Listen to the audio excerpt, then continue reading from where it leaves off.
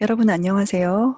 간디 아슈람 온라인 강의를 통해서 산스크리트 문학 작품들에 대해 알아보는 시간, 산스크리트 문학 산책 시리즈 강좌를 진행하는 류현정입니다. 본 강의 시리즈는 총 8강으로 이루어져 있습니다. 제1강부터 4강까지는 인도 2대 서사시에 대해서 알아보았고요. 이어지는 제5강에서는 인도의 예술시, 까비아 문학에 대해 간략히 소개해 보았습니다. 오늘 6강은 설화문학, 그리고 이어지는 7강과 8강은 희곡문학에 대해 알아보도록 하겠습니다. 그리고 문학을 통해 그 속에 녹아있는 인도의 문화와 종교적인 요소들에 대해 조망해보는 시간을 가져봅니다. 자, 오늘은 그 6번째 시간 바로 설화문학에 대한 이야기를 좀 해볼까 합니다. 그중에서도 반짜딴뜨라와 슈카삽다디라는 작품을 중심으로 볼 텐데요. 구체적인 각각의 이야기들을 다루기보다는 가장 바깥에 있는 틀 이야기를 살펴봄으로써 하나의 설화로서 이 작품들이 가지는 의의와 특성에 대해서 한번 알아볼까 합니다. 설화란 여러분들이 익히 잘 알고 계시는 것처럼 구비문학, 그러니까 입에서 입으로 전해진 이야기에 속하는 것이죠. 신의 이야기를 다루고 있는 신화, 그리고 내력을 다루고 있는 전설 혹은 동물들이 나오는 우화, 민간의 세속적인 이야기들을 다룬 민담 같은 것들이 사실상 넓은 의미에서 이런 설화에 속하는 것들이죠. 여기에서 구비문학이라고 하는 이 용어는 일견 구전 전통을 떠올리게 하는데요. 일전에 우리가 잠시 언급한 적이 있는 베다라고 하는 그 문헌, 인도의 종교 문헌이 있죠. 이 베다의 경우에는 아주 일정하고 엄격한 암송 과정을 통해서 토시 하나 틀리지 않고 그대로 전승되는 구전 전통을 가지고 있는데요. 그런데 이것과는 달리 구비문학이라고 하는 것은 약간 차이가 있습니다. 이 설화라고 하는 것 자체가 동일한 설화집이라고 하더라도 여러 종류의 판본과 전승들이 존재하죠. 그리고 특히나 이 구비문학이라고 하는 것의 특징은 이야기가 전파되는 지역이 어디인지, 혹은 그 지역의 언어는 어떠한 특성을 지니는지, 또 그 지역의 구성원들은 누구이며 문화는 어떠한지, 아니면 해당 지역의 사회적인 구조나 종교적인 특징이 무엇인지, 심지어는 그 지역에 사는 동물이 어떠한 종류인지에 따라서 그 내용이 크건 작건 일정 부분 달라질 수 있다는 점일 텐데요. 나아가서 이야기를 전하는 그 이야기꾼의 특성에 따라서도 이 이야기의 내용이라던가 혹은 중점을 두는 부분 같은 것들이 천차만별로 달라진다는 것이 어떻게 보면 설화 문학이 지닌 흥미로운 지점이라고 할 수가 있겠습니다. 자, 기본적으로 이런 설화집의 경우에는 큰 틀 이야기 안에 독립적인 여러 개의 이야기들이 이렇게 들어가 있는, 이제 서로 엮여서 만들어지게 되는데요. 따라서 이 각각의 이야기들은 언제든지 빼거나 집어넣거나 새로 추가되거나 수정되는 등 여러 가지 형태로 변형이 가능해지기도 하고요. 또는 큰 이야기의 구조 자체는 변화가 없어도 세부적인 인물이라던가 동물의 종류 혹은 인물이 맡은 역할 같은 것들이 달라지기도 하죠. 자, 이제 본격적인 주제로 들어가서 인도의 설화에 대해서 먼저 간략하게 알아보도록 하겠습니다. 이 인도는 세계 각지에 퍼져 있는 설화의 고향이라고 불릴 정도로 수많은 설화들의 원류가 이른다고 여겨지는 곳입니다. 인도에서 형성되고 또 전승되었던 이 수많은 설화들은 물론 인도 내에서도 다양한 변화를 겪게 되죠. 이 변화상이나 루트에 대해서 간략하게 정리를 해보면 다음과 같은 경우들을 들 수 있을 것 같습니다. 먼저 불교 경전을 통해서 전승되는 루트입니다. 잘 아시다시피 인도에서 작성된 많은 그 경전들이 한문으로 번역이 되었죠. 이렇게 번역된 한역 경전들을 통해서 중국과 동아시아 등지로 전파되는 경우라고 할 수가 있겠습니다. 그리고 다음 경우는 여러분들도 지난 시간 강의들을 통해서 이미 잘 알고 계시는 루트죠. 인도의 서사시들, 예컨대 마하바라타라던가 라마야나 같은 이런 서사시 속에 삽입되어 있는 에피소드, 설화들을 통해서 전승되는 경우입니다. 특히 서사시의 여러 에피소드들은 문헌에만 남아있는 것이 아니라 연극의 소재가 되면서 다양한 극문화 영향에 극문화에 영향을 끼치게 되죠. 일이 인제 우리가 지난 강의를 통해서 본 것처럼 인도를 비롯한 동남아시아 지역의 춤극이라든가 인형극, 그림자 인형극 같은 것에도 영향을 끼치게 됩니다. 다음 경우들은 이제 고전기부터 굉장히 활발하게 편찬된 설화집들의 전승 루트입니다. 이런 설화집들은 한편으로는 이제 중세 이후에 불교와 함께 뭐 티베트 지역에 전파가 되면서 그 지역에 이제 라마교와 결합을 하게 되죠. 그리고 라마교의 그 전파와 더불어서 이 몽골 지역의 설화에도 영향을 주게 됩니다. 혹은 이런 설화집들은 마찬가지로 중세기에 다양한 언어로 또 번역이 되게 되는데요. 특히 중세 페르시아어 번역본이 전해지고 또 유통이 되면서 이것을 기반으로 한 다양한 전승 설화들이 중앙아시아를 거쳐 유럽까지 전해지게 되고, 또 재밌는 것은 이렇게 페르시아어로 번역이 되었다가 다시 인도로 들어오는 경우도 있습니다.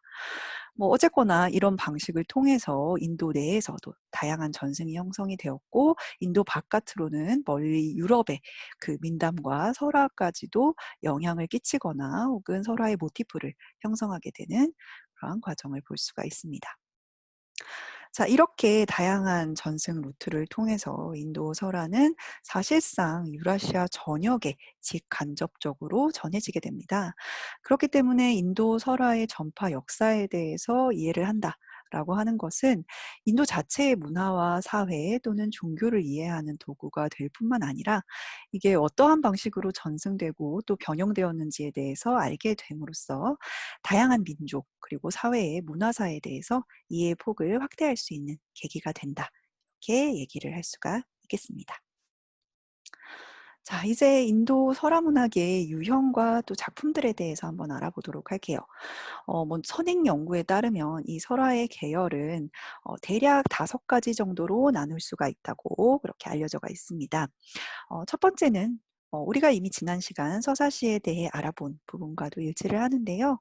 마하바라타나 라마야나 같이 서사시를 형성하면서 중요 그 줄기 이야기, 그러니까 전쟁 이야기 외에 삽입되거나 증보된 여러 가지 설화들을 그 예로 들 수가 있습니다. 여기에는 그 가문들의 이야기를 담은 역사시라든가 아니면 종교적인 혹은 철학적인 내용을 담은 철학시 같은 것들도 포함시킬 수가 있을 텐데요.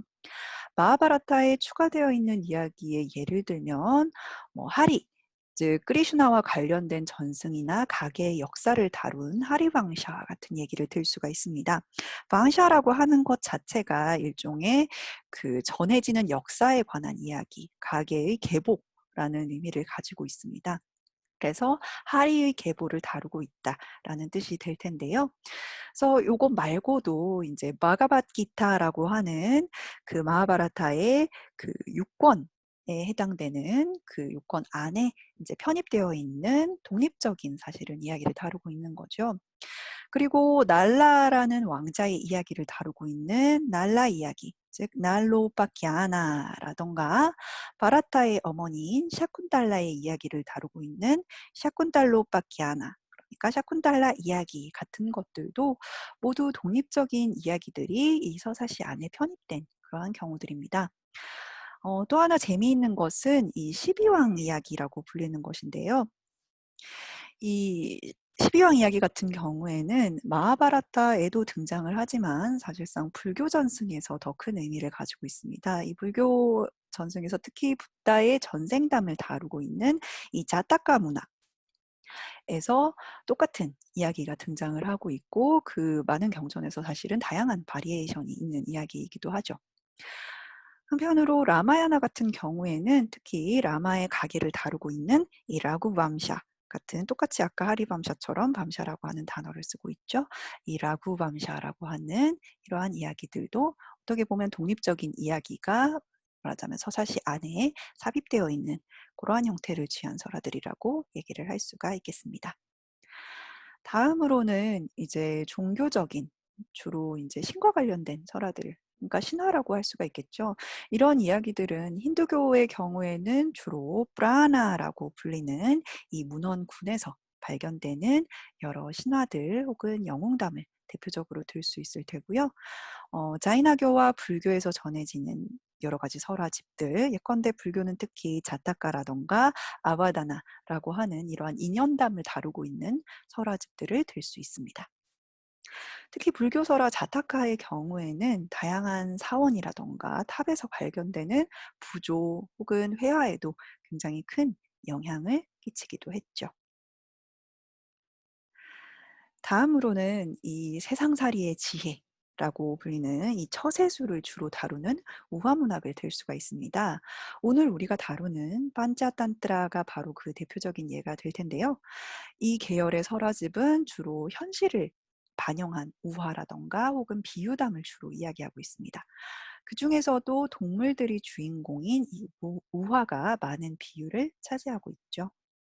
판차탄트라뿐만 아니라 이와 관련된 다양한 전본들 예컨대 히토파데샤 같은 것들도 여기에 속한다.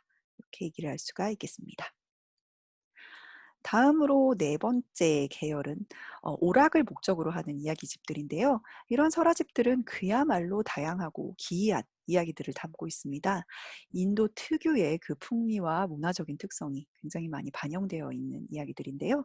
대표적인 작품을 들면 이제 소마데바의 까타사릿 사가라라고 하는 이 책이 있습니다.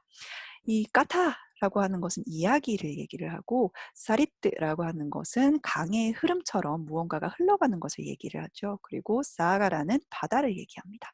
그래서 이야기가 흘러드는 바다 또는 이야기의 흐름이 있는 바다 정도의 뜻이 되게 되는데요.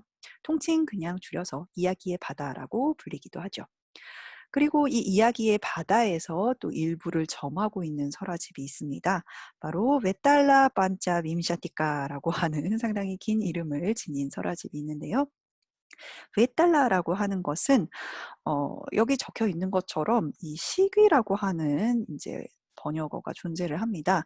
시체의 귀신인 거죠. 그러니까 시체이면서 살아 움직이는 상당히 기이한 존재입니다. 그 근원은 정확하지는 않지만 아마도 비밀스러운 마법이라든가 주술이나 혹은 저주 같은 이러한 요인들에 의해서 인제 시체가 살아서 말을 하게 되는 것이죠. 지금의 용어 중에서 가장 가까운 용어를 고르자면은 좀비 정도이지 않을까 싶은데요. 어쨌거나 이 웨달라라고 하는 존재가 왕에게 해 주는 25 가지 기이한 이야기를 다루고 있는 설화집입니다. 이렇게 많은 설화집들이 보통 그 이야기의 개수로 그 제목을 설정하는 경우가 종종 있습니다. 메달라 반짜 빔샤티카도 그렇고 오늘 우리가 배우게 되는 슈카 삽다티 역시 슈카라고 하는 것은 앵무새 그리고 삽다티는 70 이라는 뜻이죠. 그래서 앵무새가 하는 70개의 이야기라는 뜻을 가지고 있고요. 이외에도 싱하 아싸나 느와트림 시카라고 하는 작품이 있는데요. 이것도 싱하 아싸나 그리고 느와트림 시카라는 두 부분으로 나눌 수가 있습니다. 느와트림 시카라고 하는 것은 32라는 뜻이고 싱하 아싸나는 싱하 사자 아싸나 자리라는 뜻이에요. 그러니까 싱하 아싸나는 사자좌라는 뜻인데요. 왕좌라는 의미도 함께 가지고 있죠. 이 이야기는 보호자라고 하는 왕의 이야기에서 시작을 합니다. 이 왕이 이제 전설적인 왕이었던 비크라마 아디띠아의 왕좌에 있는 32 개의 석상을 발견하면서 일어나는 이야기입니다. 각 석상들은 사실상 압사라스라고 불리는 천상 요정이 돌로 변한 것인데요. 각각 자신들의 이야기를 품고 있죠. 그래서 이렇게 32 개의 이야기를 들려주는 방식을 취하고 있습니다. 앞서 말한 이 설화집들은 사실상 그 근본이 되는 설화집으로서 브리앗가타라고 하는 지금은 소실되어 있는 그 설화집이 있습니다. 이제 나중에 후대에 산스크리트어로 다시 복원이 되면서 브리앗가타 만자리라고 하는 설화집이 대신 전하게 되는데 사실상 그것을 통해서만 그 원래의 내용을 추측할 수가 있죠. 자 마지막으로 다섯 번째는 이 모험이나 연애와 관련되어 있는 독립적인 기담집들입니다. 한 사람의 저작으로서 독립된 문학 작품이기도 하지만 기본적으로는 이게 산문 형식의 이야기로 되어 있기 때문에 여기에 들어간다라고 얘기를 할 수가 있을 텐데요. 대표적으로 완 와나라고 하는 시인이 쓴 까담바리 그리고 저명한 시학자이기도 한 단딘이라고 하는 인물이 직접 저술한 산문집 나시아쿠마라 짜리따라고 하는 작품이 있습니다. 까담바리 같은 경우에는 여주인공의 이름이고요. 다시아 꾸마라 짜리따, 다시아는 10, 그리고 꾸마라고 하는 것은 뭐 청년이나 왕자라는 뜻을 가지고 있죠. 그리고 짜리따는 뭐 행적, 이야기, 모험 요런 뜻을 가지고 있습니다. 그러니까 10명의 왕자들에 대한 이야기가 여기에 속하게 되죠. 자, 이 수많은 이야기집들 가운데 오늘 우리가 다룰 두 작품은 앞서 말했던 것처럼 처세술을 다루고 있는 판짜탄트라, 그리고 세간의 흥미로운 이야기를 엮어놓은 슈카 삽다티라고 하는 두 작품이 되겠습니다. 자, 먼저 판짜탄트라라는 작품부터 살펴보도록 할게요. 판짜탄트라라고 하는 제목은 판짜 그리고 탄트라라고 하는 두 단어가 합쳐진 형식인데요. 판짜는 숫자 5라는 뜻이고 탄트라라고 하는 것은 사실상 굉장히 여러 가지 의미가 있습니다. 어떤 특정 주제를 얘기하기도 하고요. 그리고 어떤 주제를 다루는 책이나 문헌 혹은 권을 지칭하기도 합니다. 사실상 두 가지 의미가 복합적으로 사용된다고 할 수 있을 텐데요.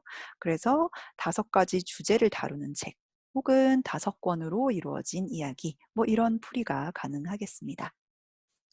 자, 인도 설화집을 통틀어서 어떻게 보면 가장 널리 알려지고 전승되고 또 번역되었던 그런 설화집이라고 할 수 있을 텐데요. 굉장히 오랜 기간에 걸쳐서 다양하고 복잡한 전승 과정을 가지고 있습니다. 이 과정에 대해서도 많은 연구가 있었지만 대표적으로 요하네스 에르텔이라고 하는 학자를 들 수가 있습니다. 어쨌거나 뭐 복잡한 전승 과정에 따라서 수많은 전본들 혹은 번역본들이 형성이 되게 되는데요. 이 다양한 전본들 가운데 현존하는 것 중에서 가장 오래된 근원본, 다른 전본들의 원래 형태였던 것으로 추측하는 것. 그러니까 원래 판짜탄트라의 모습에 가장 가깝다고 여겨지는 것이 바로 탄트라 기아이카라고 하는 이 작품입니다. 아키아이카라고 하는 말은요. 어 동사 어근 아키야 에서 나오게 되는데요. 아키야는 말하다, 이야기하다라는 뜻을 가지고 있어요. 그래서 아키아이카는 이야기가 된 것, 즉 설화라든가 전설 같은 이야기들을 아우르는 명칭이라고 할 수가 있습니다. 이 외에도 이야기를 뜻하는 말로서 대표적으로 사용되는 것은 바로 까타라는 단어가 있을 텐데요. 아키아이카나 까타나 둘 다 설화를 의미하는 말로 널리 쓰이고 있습니다. 어쨌든 이 딴뜨라 아키아이카의 전본이 대략 한 3-4세기경에 형성되었다고 추측이 되고요. 이후에 이제 6세기경이 되면은 이것이 중세 페르시아어로 번역이 되게 됩니다. 그리고 그 후에 아라비아어, 빨라비어라고 하는 여러 이제 언어들로 다시 번역이 되고요. 그리고 또 시간이 흘러서 11세기 무렵에는 이제 그리스어, 그리고 13세기 무렵에는 라틴어 번역이 완성되기에 이르죠. 특히 그리스어와 라틴어 번역을 바탕으로 해서 이 유럽 각국의 언어로 이것들이 다시 번역이 되게 됩니다. 또 판차탄트라의 내용을 담은 다양한 설화집들이 존재하는데요. 아까 얘기했던 것처럼 히토파데샤, 뭐 브리앗가타, 까타사릿 사가라 같은 이런 설화집에서도 판차탄트라와 동일한 이야기들이 다수 포함되어 있습니다. 슈카삽다티도 마찬가지고요. 그러니까 여러 가지 이제 당대 유포되던 설화들이 어떻게 엮이느냐에 따라서 다양한 설화집들이 형성이 되는 거죠. 이렇게 여러 전본의 그 전승 과정에서 판차탄트라의 이야기들이 또 유입되거나 반영되었다는 것을 우리는 알 수가 있습니다. 자, 그러면 인도 설화가 가지고 있는 특징은 어떠한 것들이 있을까요? 먼저 이야기가 전개되는 방식을 보도록 할게요. 일단 인도 설화는 기본적으로 여러 개의 층위를 가진 이른바 다층적인 액자식 구조를 가지고 있다. 이렇게 얘기를 할 수가 있습니다. 다시 말하면 이야기 속에 또 다른 이야기들이 계속해서 존재를 하게 되는데요. 설화집의 종류에 따라서 그 형태는 조금씩 다르기는 하지만 어 등장인물들이 서로 이야기를 나누는 과정에서 각자 이야기를 풀어놓는 식이 많습니다. 그리고 그 이야기 안에 또 등장인물들이 나오게 될 텐데 그 이야기에 등장하는 그 인물도 자신이 알고 있는 이야기나 겪은 일들을 풀어놓는 그러한 방식이 이어지게 됩니다. 그러니까 이야기 속에 또 이야기가 시작되고 그 시작된 이야기 속에 또 그 인물이 이야기를 시작하게 되면서 사실은 여러 개의 액자가 중층적으로 형성이 되는 것이죠. 그래서 이 듣는 사람의 입장에서는 원래 줄기 이야기가 어떤 것인지를 기억을 해야 이 이야기의 흐름을 따라갈 수 있게 됩니다. 이야기만 그냥 따라가다 보면은 이게 어디에서 이 이야기가 시작되었는지를 까먹기가 쉽죠. 어쨌거나 이 해당 이야기를 전하는 이 화자의 목적에 따라서 그 사람이 하는 이야기는 어떻게 보면 자신이 주장하는 바를 뒷받침하는 근거로 사용된다는 것도 이러한 구조의 특징이라고 할 수 있겠습니다. 사실 이러한 형태는 우리가 이제 육아 경전에서도 많이 등장하는 방식이에요. 아니면 중국 고대사 이야기를 봐도 어떤 왕을 설득할 때 그 사람이 쓰는 이야기는 주로 고사에서 비롯된 것입니다. 과거에 어떠어떠한 사람이 있었고 그 사람이 이러한 상황에서 이렇게 행동을 했다라고 하는 것이 말하자면 지금 내가 설득하고자 하는 바의 근거가 되는 거죠. 그래서 인도 설화도 사실상 이러한 형식을 취하고 있다. 이렇게 생각을 하시면 되겠습니다. 그리고 형식적으로는 이제 산문과 운문이 섞여 있는 형식입니다. 일단 운문이라고 하는 것은 시죠. 그래서 어 기본적으로는 운율이 적용되어 있기 때문에 그 변형이 조금 어렵습니다. 이 운문의 내용은 주로 산문 이야기의 내용을 정리를 하거나 혹은 그 이야기가 전달하고자 하는 교훈이나 격언으로 이루어져 있습니다. 흥미로운 점은 똑같은 운문의 교훈이 있다고 하더라도 그 이야기를 전달하는 산문의 내용은 충분히 변화가 가능하다는 점이죠. 자, 또 다른 인도 설화의 특징은 설화집의 첫 부분과 끝부분을 이루는 이 틀 이야기가 존재한다라는 것인데요. 특히 첫 부분에 들어가는 프롤로그에 해당되는 도입부는 이 까타 아무카라고 하는 명칭으로도 불립니다. 까타는 아까도 나왔지만 이야기라는 뜻이고요. 아무카라고 하는 것은 어디 어디에 뭐 들어가는 것, 뭐 시작, 입장, 도입이라는 뜻이 있습니다.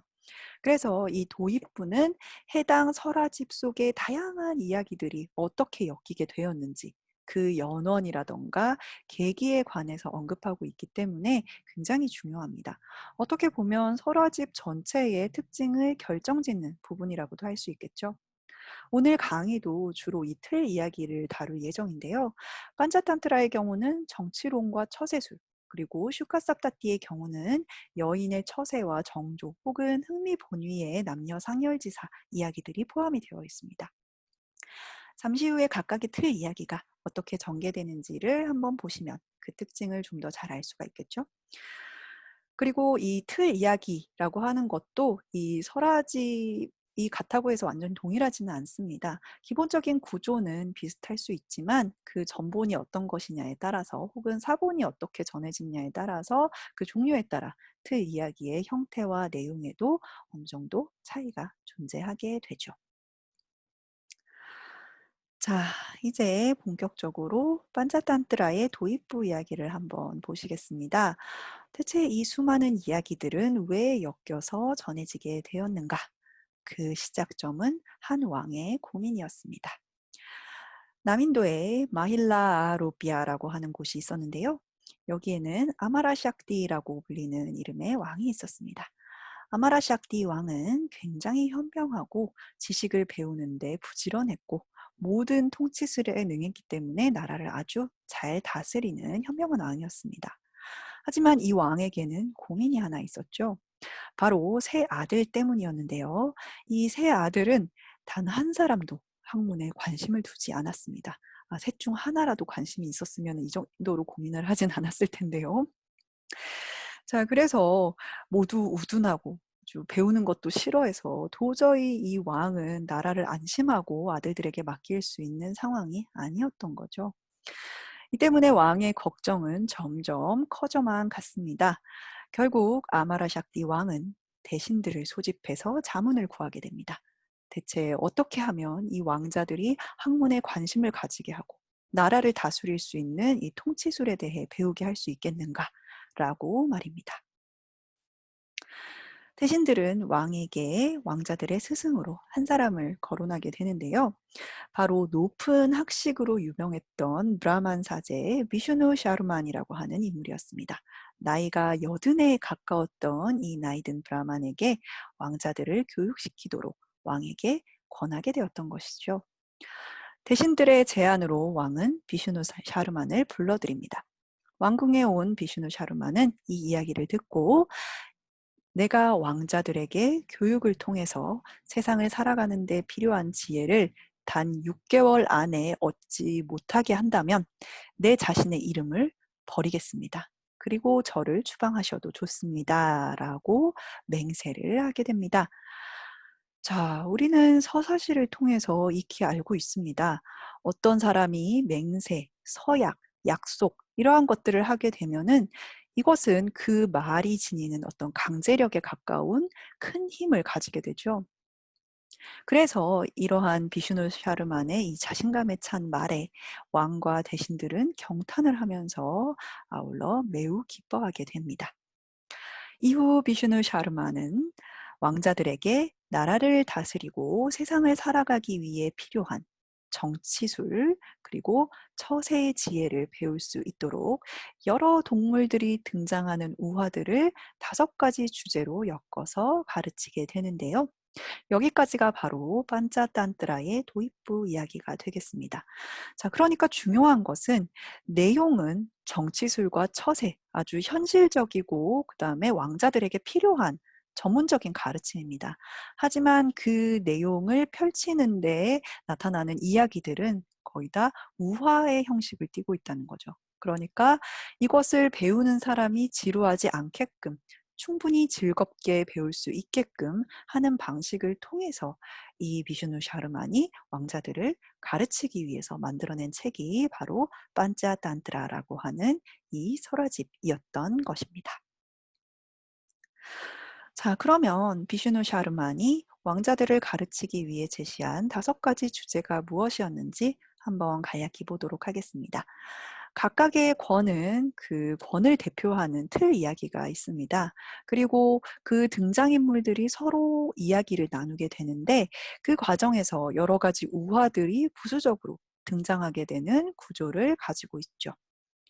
먼저 제1권의 원제는 미트라 베다입니다. 이 미트라라고 하는 것은 친구를 이야기하고요.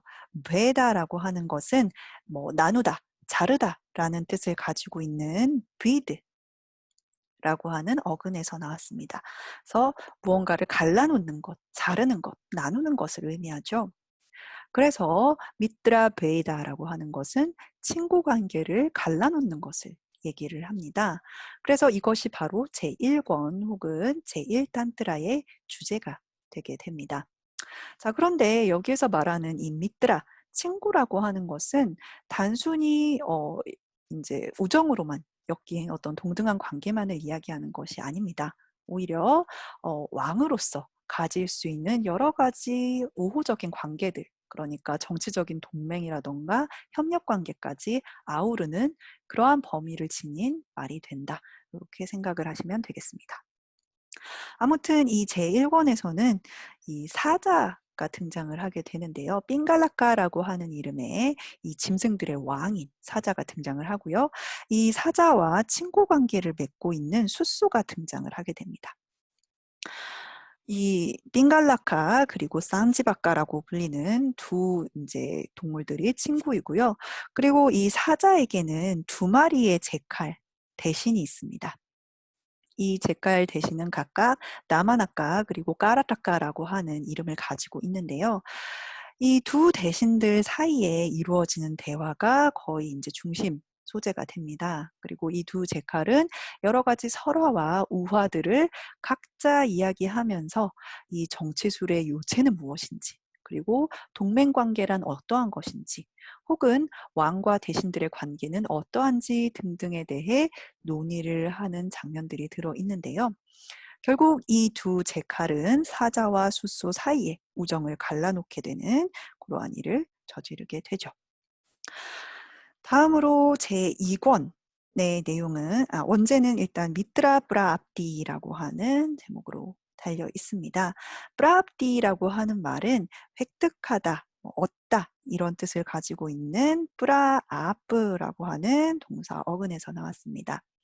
그래서 이제 친구를 얻는 것에 관한 이야기를 다루는 부분이죠.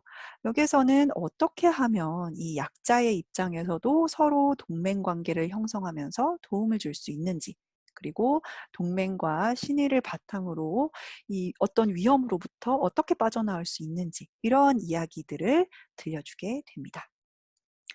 다음으로 제3권의 원제는 까꼬루기야라고 하는 제목을 다루고 있는데요. 요거는 까마귀를 뜻하는 까까, 그리고 올빼미를 또 뜻하는 울루까라고 하는 두 단어로 이루어져 있습니다. 그래서 까마귀와 올빼미와 관련된 이야라고 하는 이제 전미사가 붙어서 그와 관련된 이야기를 다룬다는 뜻을 전하고 있는데요. 그러니까 그냥 이 까꼬르기아라고 하는 단어는 까마귀와 올빼미에 관한 이야기인데 사실상 둘 사이의 반목을 다루는 이야기입니다. 그래서 제목만 봐서는 사실 어떠한 이야기인지 잘 감이 안 오실 텐데요. 이 3권의 이야기를 한마디로 하자면 새들의 전쟁입니다.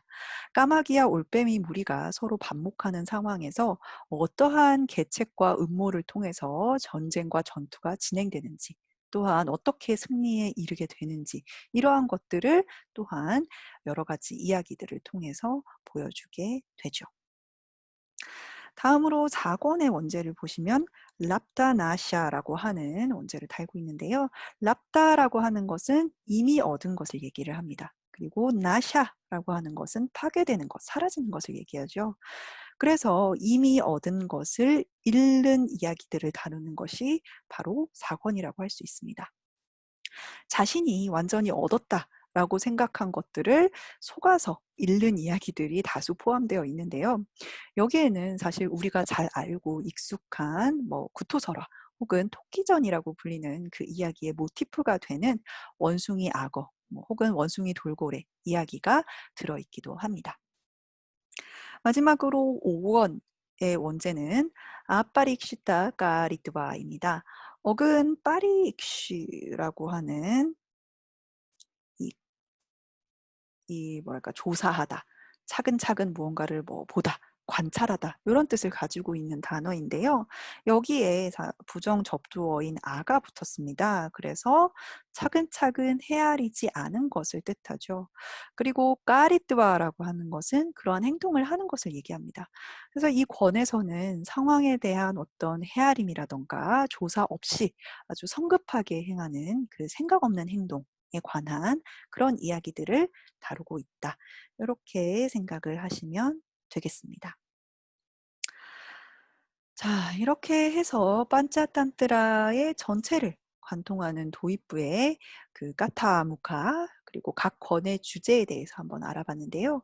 이러한 것들을 통해서 우리가 알 수 있는 것은 사실 판차탄트라라고 하는 이 이야기집이 결코 어린아이들을 대상으로 하는 어떤 단순한 동화집에 그치는 게 아니라는 점일 겁니다.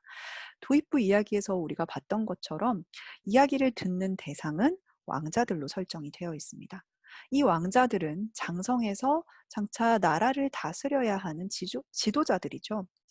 따라서 판짜탄트라가 궁극적으로 추구하는 것은 단순한 어떤 일반인의 처세라기보다는 나라를 다스리는 자로서의 정치술, 나아가 주변 국가라던가 혹은 자신의 대신들과 교류할 때 필요한 여러 가지 방법이나 기술들을 담고 있는 것입니다.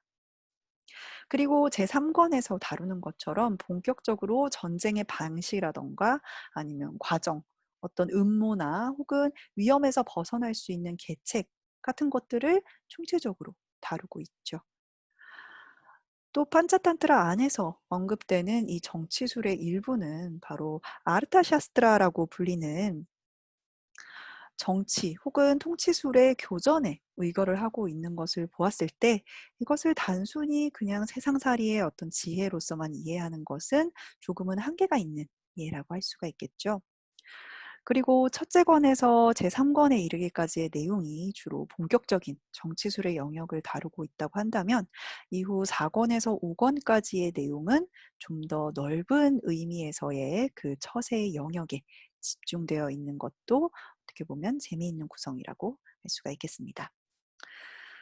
자, 결국 우리가 앞선 시간에 다루었던 마하바라타라든가 라마야나가 서로 다른 어떤 층위의 다르마끼리의 충돌과 선택에 대해서 다루었다라고 한다면 이 판차탄트라라고 하는 작품은 다르마와 처세, 그러니까 전통적으로 올바르거나 혹은 의무가 되는 것과 그다음에 실질적으로 나에게 이익이 되는 것, 현실적인 정치와 통치술은 어떻게 이루어지는지, 실질적으로 현실에서 내가 처세를 하는 방식은 어떻게 이루어지는지라고 하는 것들 사이에 어떤 다이내믹한 관계를 다루고 있다. 이렇게 이야기를 할 수 있을 것 같습니다. 자, 다음 작품으로 넘어가 보도록 하겠습니다. 바로 슈카 삽다티라고 하는 작품인데요. 이 슈카라고 하는 것은 아까도 나왔던 것처럼 앵무새라는 뜻을 가지고 있고요. 삽다티라고 하는 것은 숫자 70을 말합니다. 따라서 앵무새의 70가지 이야기를 의미하는 제목을 지니고 있죠. 이 설화집은 형성되었던 것은 아마도 인제 7 세기 이후에서 뭐 한 12 세기 사이 정도라고 생각이 되는데, 이 시기에는 문헌으로 지금 전해지는 것은 없고요. 책으로 이렇게 문헌으로서 편찬이 된 것은 아마도 12 세기에서 한 14 세기 정도일 것으로 추정을 하고 있습니다. 특히나 이 내용이 일반 사람들을 주인공으로 삼고 있기 때문에 가장 민중적이면서도 또 유명한 설화집 가운데 하나이기도 합니다. 그리고 여러분들이 잘 알고 있는 그 이탈리아의 설화집이죠. 보카치오의 데카메론이라고 하는 이 작품에서도 슈카삽다티와 유사한 내용의 이야기들이 등장하는 것을 볼 수가 있습니다. 자, 그러면 앵무새라고 하는 동물은 여기에서 어떻게 사용이 되게 되었을까요?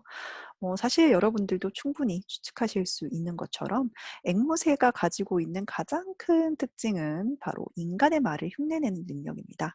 그 때문에 아주 상서롭거나 지혜로운 새의 이미지를 가지고 있죠. 게다가 그 따라하는 특성 때문에 종종 고행자들이 기거하는 그 숲속 아슈람 근처에 살고 있는 이 앵무새들 같은 경우에는 항상 그 베다의 구절들을 듣고 살아가기 때문에 베다의 내용까지 따라 읊을 정도라고 묘사되는 경우도 있습니다. 그 외에도 앵무새가 가지고 있는 이미지는 연인의 말을 전해주는, 대신 전해줄 수 있는 어떤 사랑의 메신저. 그리고 지금 이 작품 슈카 삽다티에서처럼 남편이 없을 때 아내의 말벗을 하면서 그녀의 정조를 지켜주는 존재로도 묘사가 되죠. 특히 신화에서는 사랑의 신이죠. 바로 까마 신의 탈 것이기도 합니다. 그래서 이렇게 앵무새가 끌고 다니는 이 전차에 타고 있는 모습도 묘사가 되지만 앵무새 바로 위에 타고 있는 그러한 모습으로 묘사가 되고 있기도 합니다. 이 까마데바 같은 경우에는 특히 힌두 신화에서는 애욕과 사랑의 신으로 유명하죠. 마치 큐피드와 같이 자신의 부인인 라띠, 즉 쾌락이라고 하는 여인과 함께 묘사가 되면서 이렇게 꽃으로 만들어진, 네, 화살 촉으로 다른 사람을 쏘아서 사랑에 빠지게 만드는 것으로 나타나죠. 지금 왼쪽 그림에서 보시는 것이 바로 까마와 라티의 모습입니다. 그리고 까마는 한쪽 손에 이렇게 화살들을 들고 있는 것을 볼 수가 있고요. 오른쪽 그림은 이 까마 신의 대표적인 일화죠. 이 슈바 신에게 사랑의 화살을 쏘아서 이 파르바티 여신과 사랑에 빠지게 만드는 까마와 라티의 모습이 그려져 있습니다. 잘 보시면 이 주변이 다 이 까마 신의 영향력 때문에 온통 이렇게 커플 천지라는 것을 우리가 알 수 있습니다. 그리고 까마는 이 수행 중이었던 쉬바를 사랑에 빠뜨렸기 때문에 나중에 쉬바가 매우 분노를 하면서 제3의 눈으로 활활 태워버리게 되죠. 그래서 그 이후로 이 까마 씨는 몸이 없어지는 수모를 겪게 됩니다. 자, 대부분의 설화집이 그런 것처럼 이 슈가 삽다디라고 하는 것도 전승 과정이 좀 어지럽습니다. 일단 각 전본의 근간이 되는 이 산스크리트 원본은 사실상 전하지 않았었는데요. 그 전본의 내용에도 굉장히 많은 차이가 있고 대표적으로 언급되는 두 개의 전본이 있는데 둘 다 약간은 불완전한 형태를 띠고 있습니다. 자, 어쨌거나 슈카 삽다티와 관련된 그 일군의 그 설화집들은 현재까지도 인도의 각종 방언으로 인제 전해지거나 번역이 되어 있고요. 그 내용에도 아주 좀 세세한 부분에서는 차이가 있습니다. 외국어로 번역되거나 번안되는 과정을 보면은 그 전파 양상이 굉장히 다양합니다. 특히 중심이 되는 것은 중세 그 페르시아어 번역본이고요. 그 외에도 뭐 터키어, 말라이어, 근대 인도의 여러 가지 방언들, 예를 들면 라자스탄주의 라자스타니, 구자라트주의 구자라티, 그 외에도 뭐 힌디, 마라티, 텔루구, 깐나다어 같은 남인도에 이르기까지 다양한 인도 내의 언어들로 번역이 되었고요. 근대에는 또 그리스어로 번역이 되어서 전해지기도 했죠. 이 모든 번역본들의 특징까지는 이제 다루기가 어렵겠습니다만 가장 직접적으로 연관이 있는 페르시아 번역본의 특징만 한번 보도록 할게요. 이 페르시아어 번역본은 크게 두 가지로 나눌 수가 있습니다. 책의 이름은 동일하게 뚜띠나메라고 하는 명칭을 가지고 있습니다. 하나는 나그샤비라고 하는 이 사람이 지은 뚜띠나메, 그러니까 14세기에 지어진 것이고요. 총 52개의 이야기로 편역이 되어 있습니다. 기존 산스크리트어 본의 힌두교적인 그런 분위기가 많이 사라져 있고 페르시아라든가 이슬람교 색채가 굉장히 강하게끔 그렇게 수정이 되어 있습니다. 그리고 슈카삽다티에서뿐만이 아니라 판자탄트라라든가 웨탈라 판자 빈샤티카 같은 이런 여타 설화집에서 채용한 이야기들도 다수 포함되어 있기도 합니다. 다음으로는 인제 두 번째 뚜티나메일 텐데요. 무함마드 카딜리라고 하는 인물이 엮었습니다.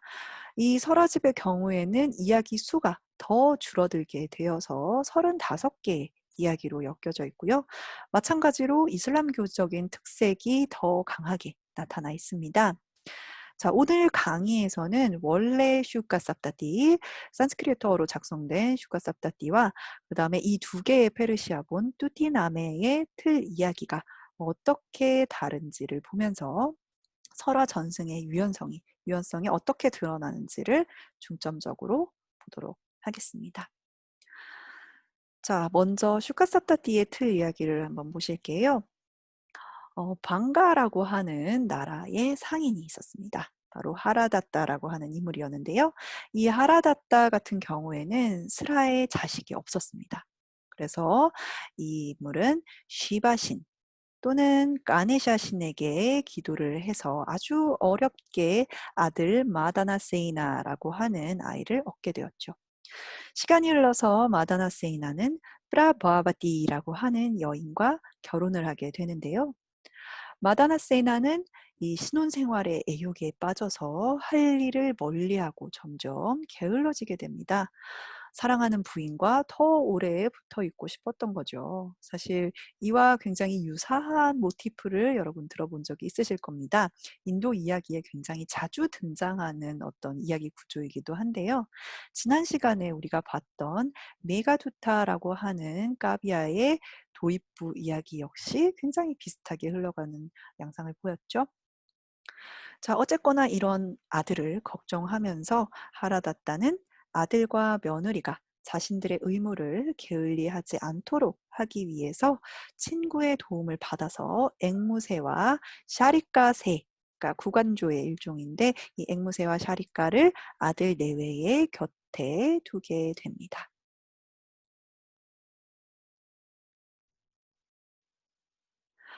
원래 이 두 새는 천상의 간다르와라고 하는 중심적인 존재들이었습니다.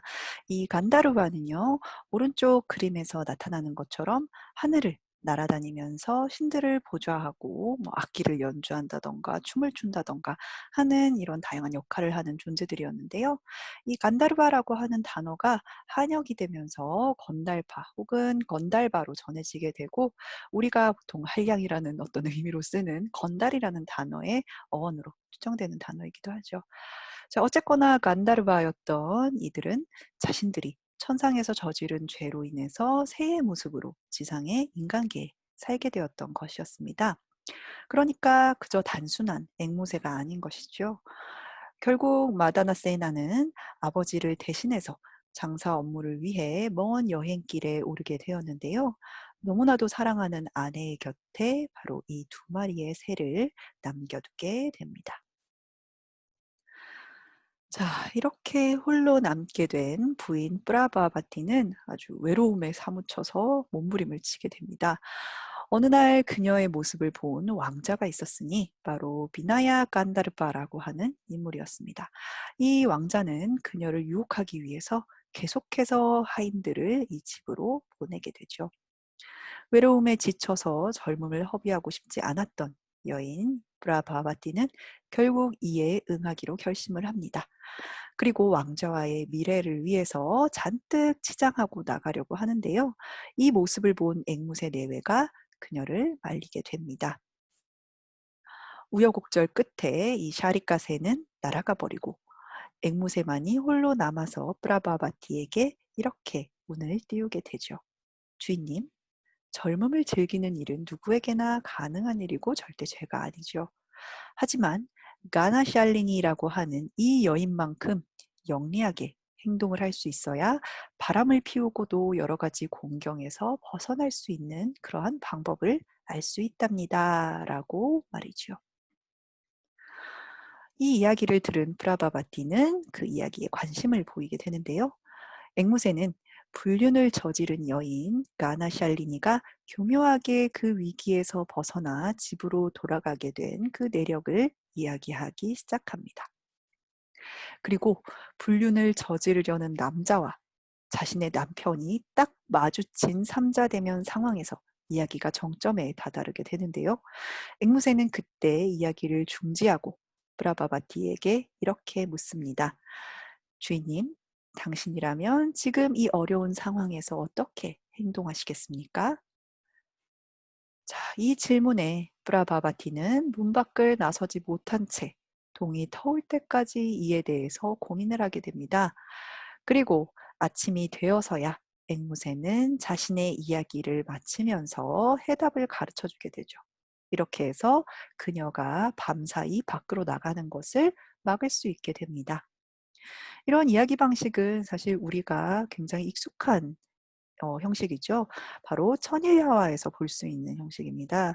샤리아와 세헤라자데 사이에 이야기가 오가면서 세헤라자데가 목숨을 지키기 위해서 밤마다 아주 정점에 다다른 이야기를 끊는 그러한 방식을 보여주게 되죠.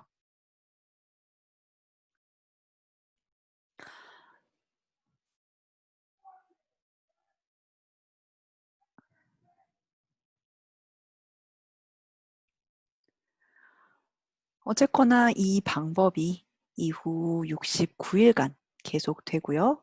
시간이 흘러서 남편 마다나 세이나가 상행해서 돌아오게 되죠. 그리고 프라바바티는 결국 앵무새의 이야기로 집 밖을 나서지 않았기 때문에 정절을 지킨 몸으로 남편을 맞이하게 됩니다. 그리고 이 둘을 도운 공덕으로 앵무새는 저주에서 풀려나 다시 천상계로 돌아가게 된다는 것이 이 슈카삽다띠의 틀 이야기가 되겠습니다.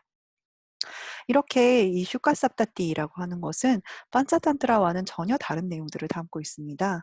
주로 어려움을 타개하는 어떤 방식, 계책에 대해서 다루고 있고요. 그 소재도 대부분이 남녀 상열지사와 주로 연관되어 있죠. 아주 세속적인 이야기들로 꾸며져 있다고 할 수 있습니다. 이런 내용으로 볼 때 이 슈카삽다띠는 아주 뭐 크게 철학적이거나 종교적인 내용을 다루고 있지는 않습니다. 즉 힌두교를 중심으로 한 어떤 민간 종교의 숭배 형태들이 어떻게 드러나는지만 간접적으로 나타나 있죠. 일종의 이야기의 배경으로서만 활용이 되는데요. 재미있는 것은 신을 모신 그 사원에서 수많은 남녀가 만남을 가진다는 것이죠. 그리고 인물의 종류도 굉장히 다양합니다. 상인에서부터 뭐 직공, 하인, 승려, 왕 이르기까지 아주 각계각층의 인물이 등장하고요. 굉장히 소박한 생활 감정들을 다루고 있습니다. 주제면에서도 이 수많은 남녀들의 애정 행각이라든가 외도를 주로 흥미본위로 다루고 있고요. 이렇게 뭐 남녀 상열지사와 관련된 여러 가지 잠언들을 포함을 하고 있는데요. 하지만 이 자유분방한 묘사에도 불구하고 이 설화집의 틀 이야기에서 나타나는 궁극적인 목적이라고 하는 것은 사실상 여주인공이 바람을 피우지 못하게 그녀의 정절을 지키게 하려는 데 있다는 것이죠. 그래서 무갈 제국의 그 황제였던 악바르 대제 같은 경우에는 이 슈카삽다띠를 다양한 세밀화 사본으로 제작을 해서 내궁의 여인들에게 읽게 했다라고 하는 이야기도 전하고 있습니다. 음. 자, 이제 페르시아어 번역본들의 틀 이야기들을 좀 보도록 하겠습니다. 뚜띠나메라고 하는 말은 앵무새의 이야기, 앵무새의 책이란 뜻을 담고 있고요. 아까 보셨던 것처럼 낙샤비라고 하는 인물이 슈카삽다띠의 내용을 압축해서 52개의 이야기로 추리고 수정해서 한 14세기경에 작성된 것으로 알려져 있습니다. 이후에 15세기 중반에 또 까딜리라고 하는 인물이 35화짜리의 그 뚜티나메를 작성하게 되는데요. 앞으로는 인제 전자를 나흐샤비의 것을 뚜티나메 1 그리고 후자 이 까딜리의 것을 뚜티나메 2 라고 부르도록 하겠습니다. 자, 둘 모두 페르시아 문화 속에서 크게 유포가 되었고요. 이슬람 문화가 꽃피웠던 그 무굴 시대에는 아까 말씀드렸던 것처럼 인도 세밀화로 많이 작성이 되었고 이 예술 쪽에 영향을 끼치면서 많은 사본 그리고 회화들이 작성되기도 했습니다. 자, 페르시아어로 된 두 번역본은 그 내용이 상당히 차이를 보이게 되는데요. 먼저 52화로 구성된 뚜띠나메 1의 경우에는 이 슈카삽다띠와 틀 이야기가 굉장히 유사합니다. 대략 정리를 해보면 다음과 같습니다. 먼저 아흐메드 술단이라고 하는 왕자가 등장을 하는데요. 이 왕자에게는 자식이 없었습니다. 이 술탄은 기도를 통해서 아들 미에문이라고 하는 아이를 얻게 되는데요. 미에문은 자라서 꼬지스테헤라는 부인을 맞이하게 됩니다. 어느 날 미에문은 장에서 신기한 앵무새를 발견해서 앵무새와 함께 샤룩새와 함께 이제 집으로 데려오게 되죠. 이후에 이 미에무는 앵무새의 예언에 따라서 상행을 위해 길을 떠나게 되는데요. 홀로 남은 부인 꼬지스테흐는 이웃나라 왕자의 눈에 띄어 구애를 받게 됩니다. 아주 이전에 슈카삽다티 얘기랑 똑같죠. 그리고 밤마다 나가려는 꼬지스테흐를 샤루크세가 저지하면서 그녀를 굉장히 비난을 하게 되는데요. 이 코지스테흐는 분노에 차서 이 샤루크세를 옥졸라서 죽여버립니다. 결국 남아있는 이 앵무새는 목숨을 부지하기 위해서 그녀를 달래가면서 이 이야기를 시작하게 되는 것이죠. 이렇게 원래 슈카삽다띠의 내용과 사실상 크게 다르지 않은데요. 반면에 이 투티나메 2의 경우에는 35개의 이야기로 구성이 되어 있고 그 틀 이야기에서도 큰 차이가 있습니다. 이 투티나메 1보다 좀 더 이슬람 문화의 풍미가 더욱 진해지게 되고 원래 슈카삽다띠에서 가져온 이야기들보다는 자신이 집어넣은 이야기나 아니면 다른 설화집에서 차용한 이야기들이 더 많이 배치가 되어 있습니다. 구체적으로 보시면 다음과 같습니다. 이야기의 배경은 다마스커스이고요. 다마스커스의 한 사냥꾼이 등장을 하게 됩니다. 이 사냥꾼은 어느 날 아름다운 빛깔의 앵무새를 잡게 되었는데요. 이 앵무새를 팔기 위해서 시장으로 향하는 것으로 이야기는 시작되죠. 사람들이 이 앵무새를 보면서 뭐 이게 별다른 가치가 있겠느냐라고 하면서 의심을 하게 되는데 이때 앵무새는 자신의 지혜와 말솜씨를 아주 능수능란하게 자랑을 하게 됩니다. 이에 탄력을 받은 이 사냥꾼이 앵무새를 팔기 위해서 굉장히 큰 값을 부르게 되는데 이것을 지불을 할 수가 없었던 이 사람들은 모두 떠나가게 되죠.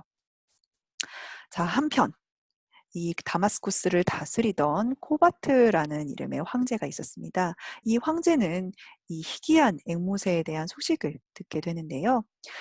이후에 이제 적당한 값을 치른 후에 앵무새를 사서 궁궐에 두게 됩니다. 이 지혜로운 앵무새와 황제는 이후 둘도 없는 벗이 되었습니다만, 황제는 어느 날부터 굉장히 깊은 시름에 빠지게 되었습니다. 자, 황제가 너무 괴로워하니까 앵무새는 그 이유를 묻게 되죠. 앵무새가 그 이유를 묻자 코바트 황제는 첫 번째 이야기를 시작합니다. 자, 이때 등장하는 이야기가 바로 의술에 능한 앵무새의 이야기인데요. 이 앵무새의 이야기를 통해서 이 신의와 배신에 대한 이야기를 다루고 있습니다. 자신이 믿고 있다고 생각하는 것이 언제든 배신당할 수 있다, 언제든 마음이 변할 수 있다라고 하는 불안감 때문에 이 황제는 앵무새가 언제까지 자신을 따르고 벗으로 여길지를 확신할 수가 없었던 것이죠. 이후에 각자 이야기를 주고받으면서 이 앵무새의 충절을 다시금 확인했던 이 황제는 앵무새의 부탁을 들어주게 되는데요. 이때 앵무새는 자신들의 가족과 떨어져 있는 상태였습니다. 그래서 앵무새가 자신의 가족을 보고 올 수 있도록 그를 믿고 허락을 해주게 되죠. 이에 감복한 앵무새는 가족들을 만난 후에 돌아오는 길에 이 황제에 대한 보답으로 생명의 과일을 물어오게 됩니다. 자, 사랑하는 이들의 죽음 뒤에 홀로 남겨지고 싶지 않았던 코바트 황제는 앵무새가 가져온 이 열매를 땅에 묻게 되는데요. 그리고 이 열매 씨앗에서 이제 나무가 자라게 됩니다. 이윽고 나무가 다 자라서 거기에서 새로운 열매들이 열리게 되었고, 이 열매 중 하나를 따서 이 황제는 신하에게 먹게 합니다. 자, 그런데 놀랍게도 이 열매를 먹은 신하가 바로 독에 중독되어서 그 자리에서 죽어버리는 것이었습니다. 그래서 이에 크게 분노한 황제는 이것이 앵무새의 소행이라고 생각을 하고 이 앵무새를 가두어 놓고 다음날 아침에 처형하기로 결심을 했습니다. 처형을 기다리면서 갇혀있던 앵무새는 자신의 충절을 의심하는 황제에게 마지막으로 자신의 지혜를 전하려 한다며 밤새 이야기를 하게 되죠. 그러니까 투디남의 이에서 후반부의 이야기들은 사실상 하룻밤에 전해지는 것이었습니다. 이렇게 마지막 이야기들을 마친 앵무새의 모습에 황제는 결국 의심을 거두게 됩니다. 그리고 앵무새를 용서해 주고 이 생명의 열매가 달린 나무를 뽑아서 태워버릴 것을 명하게 됩니다. 자, 그런데 이 나무 아래에서 독뱀이 죽은 채 발견되게 되죠. 독은 바로 그 독뱀에게서 나온 것이었습니다. 그리고 모든 것이 불에 탔는데도 그 잔해 속에서 이 불에 상하지 않은 열매 하나가 드러나게 되는데요. 이때 황제는 그것을 먹으려고 합니다. 그러자 앵무새는 그것도 독에 이미 중독되었을지도 모르니 드시지 말라며 만류를 했지만 이 앵무새의 충절을 증명하겠다면서 굳이 황제는 또 그 열매를 먹게 됩니다. 그리고 이 열매의 힘으로 황제는 아름다운 소년의 모습으로 돌아가게 되고요. 모두의 환호와 또 알라신의 가호 아래 둘은 절친한 사이로 여생을 보내게 된다라고 하는 것이 바로 이 뚜띠남의 이의 틀 이야기입니다. 자, 지금까지 보신 것처럼 같은 그 슈가 쌉다띠라고 하는 원형의 이야기에서 비롯된 설화집들이었는데도 전혀 그 전해진 지역의 특징에 따라서 전혀 다른 이야기가 형성이 되어 있죠. 그러니까 하나의 설화가 이 다른 지역으로 전해지면서 혹은 다른 문화권으로 전해지면서 얼마나 다양성을 가질 수 있는지, 얼마나 그 이야기의 유효성이 다른 방식으로 전해질 수 있는지를 우리가 알 수가 있었습니다. 자, 지금까지 우리가 판자탄트라와 슈카삽다띠의 틀 이야기들을 통해서 이것들이 어떠한 내용들을 담고 있는지, 또 인도 설화의 특색이나 그 종류에는 어떤 것이 있는지에 대해서 간략히 알아보았습니다. 인도의 그 이야기를 라고 하는 것들이 가지고 있는 미덕에는 물론 여러 가지가 있겠죠. 그 이야기 자체의 재미도 있을 것이고 이야기가 전해주는 교훈이라고 하는 것도 있겠습니다만 이 해당 이야기들이 가지고 있는 유연성 그리고 전파력이라고 하는 것은 정말 괄목할 만한 것이죠. 그리고 이 유연성을 통해서 다양하게 모습을 바꾸어 가면서 살아남을 수 있었던 그러한 것일 테고요. 오랜 시간이 거친 뒤에도 여전히 다양한 모습으로 세계 곳곳에 영향을 미치고 있다는 것을 우리는 이번 강의를 통해서 알게 되었습니다. 자, 이것으로 이번 인도 설화 강의는 마치도록 하겠습니다. 여러분 경청해 주셔서 감사합니다.